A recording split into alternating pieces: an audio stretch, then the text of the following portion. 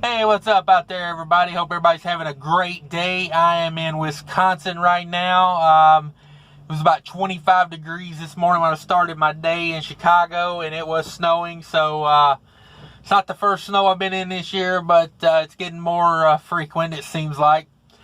But I want to talk to you about the load I did up here and kind of what I've been doing this week, actually.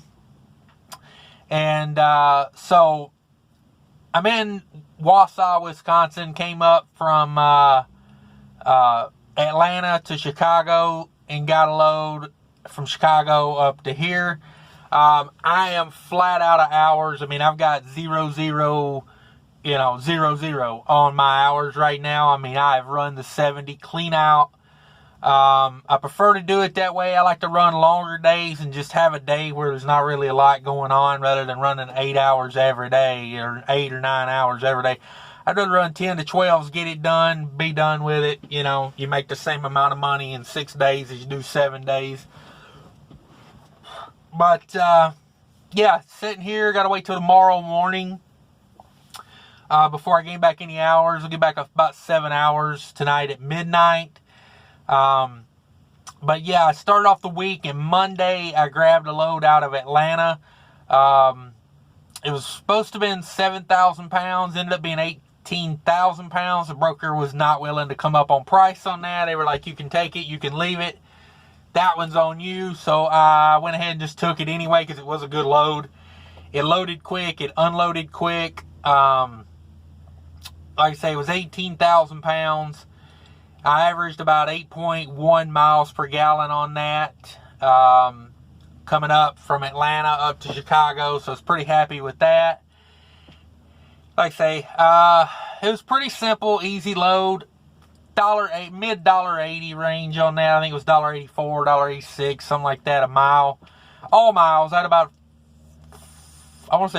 40 miles of deadhead on that on a 726 mile run. It was good, tight space, good time-wise load. It was, had a tight spacing on the time deadline, no leftover in there. It picked up Monday morning, delivered Tuesday around noon. I got there. It was first come, first serve on the delivery, so I drove it as fast as I could to get it there as soon as possible. Got it in there, got it offloaded. Got another load out of Chicago. The load up to Chicago from Atlanta, I don't goof around on loads out of places like that. Now that I'm doing a dry van, I'm not willing to sit as much because with dry van, the prices aren't going to fluctuate that much. You're not going to have just amazing loads pop up on the load board. Honestly, if it's paying good, it's probably not on the load board from what I'm seeing. I'm set up with a few mega carrier brokerage systems right now, so to me, that's the way you do it. By the time it hits the load board, it's been picked. I don't care what anybody says. That's the way I see it. You can get the DAT, you can get the truck stop, you can get, there's 100 of them you can get. The major ones, DAT and truck stop, I still find once stuff hits that, it's been picked a little bit. Well, it's been picked a lot. I like setting up with the carriers and the big brokers and checking their websites and their load boards because they tend to post on there first or send out emails, about stuff.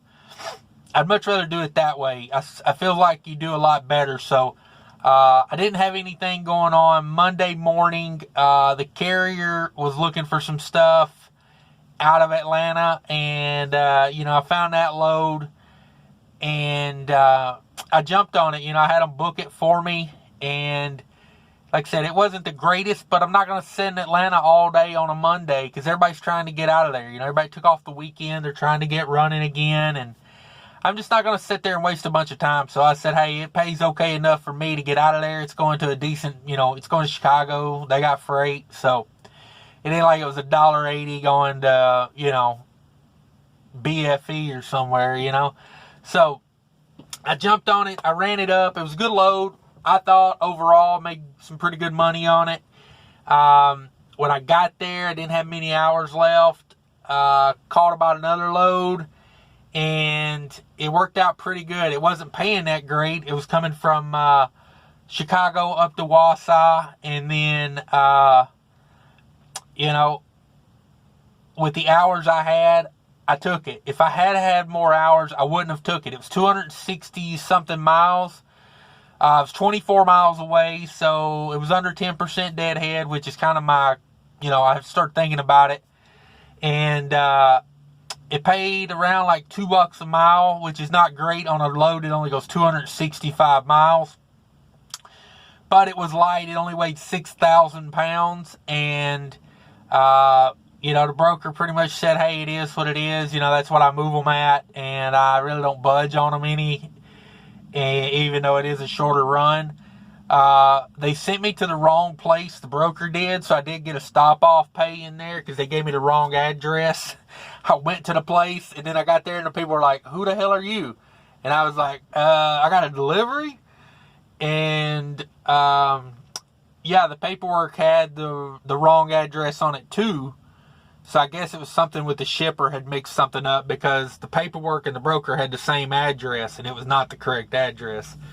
So I took it over to where it had to go. Then I called the broker and dealt with getting the stop-off pay. I would advise that for everybody. Get it done and then start asking for money. A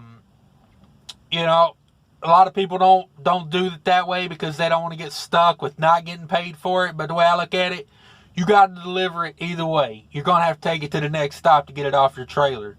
So you might as well get it done, get the customer happy, then call the broker and start, asking for more money. Don't do it beforehand because, to me, that's kind of like, they know they screwed up. And if you do what's right beforehand, before you call them, you go ahead and take it over there to where it's supposed to go and you make the customer happy. Then you call them and say, hey, the customer's satisfied, but I incurred cost in having to go to the second location. It's always worked out better for me that way than the other way, but it wasn't a bad load. Like I said, it only weighed 6,000 pounds. Didn't pay that great. But honestly, when I pulled into that second, the correct stop, the second delivery spot, I had 6 minutes on my clock. So my thought was when I picked the load up, I was like, I could leave the load. I could sit a day in Chicago, try to find something better out of Chicago. Or I take a risk of going up to Wausau, there not being anything, here that's all that great. But the way I look at it is you take the money when it's there, and it was, an extra $575 on the week. So I jumped on it and I took it. And, we'll see how it works out. I'm going to look for some freight today. I got the carrier looking for some stuff out of this area. They say they've got a broker that they've used before that's got freight up here, pretty local. So I told them, give them a call, tell them I'll be here in the morning, and, we need to move some stuff. So hopefully we get a load on that. But we'll see how that goes. I don't know. I'm going to look for myself as well. Because I got all day. Basically, I don't get anything back till midnight. But that's what's going on. I ran my 70 out of hours officially. I did pretty good. I got 3,551 miles in that 70 hours. So I was trucking. And I don't goof around on the log too much. I log stuff the way it's supposed to be logged. So I thought I did pretty good for running out my 70. I'd rather do it that way. I like running them out and then sitting for a day rather than, running 8-9 hours every day and, every single day. I'd rather run them out and sit a day. Preferably, I go to the house when I start getting low on hours. It's just the way I've always done it. When I start getting low on hours, I start heading toward the house. I do a reset. I go back out. I do it all over again, Because there was times when, when I really had it dialed in, I could do my 70 hours, get home every weekend for a reset, go out, do 70 hours, go back home for a reset. I'm hoping I can get the freight rolling like that again and get the customers back that I had, or maybe start using some people, new ones in that area. But yeah, when I had it set up really good, I could do that. I could do 70 hours a week, run, 28 to 3,500 miles a week and be home on a weekend every weekend and get a reset. It's not much of a weekend just doing that, like pulling in, off duty 34 hours on the dot and right back at it. But that's how I like to do it. But yeah, I'm going to hop off here now, guys. I appreciate everybody watching. Leave me some comments. I love reading the comments. I try to answer all of them. Some of them get by me. I don't get to all of them. But yeah, just let me know what's going on, guys. And take care of each other out there. Later.